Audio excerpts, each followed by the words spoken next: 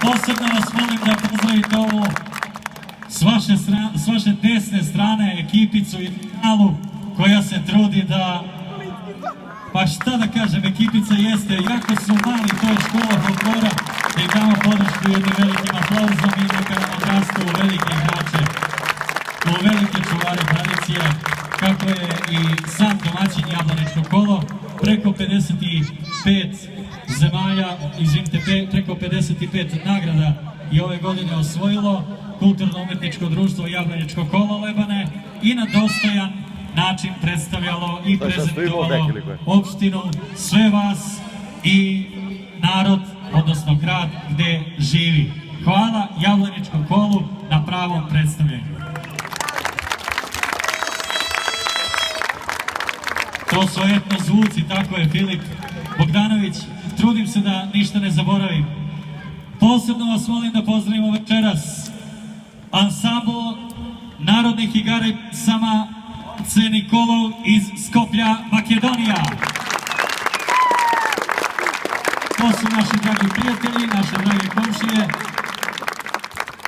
A takođe znate da, podsjetit ću, Jablaničko kolo Lebane se bratimilo sa društvom, kulturno-umetničkim društvom Stojan Novaković iz Blaca.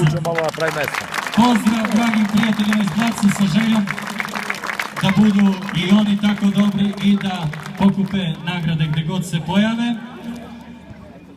A pored mene je Filip Bogdanović, koji je osvojio pre 10, možda 12 dana prvo mesto na balkanskom takmičenju instrumentalista održanom u Svrljigu. Bravo Filipe, odrasti nam u najboljeg momka.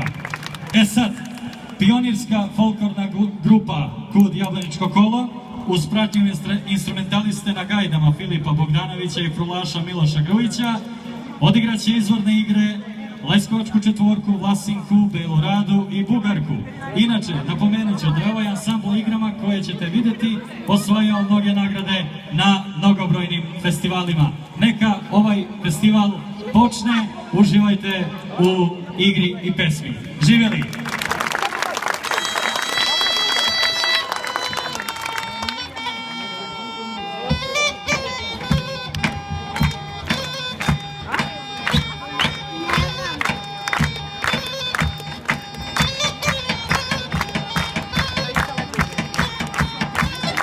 Claro.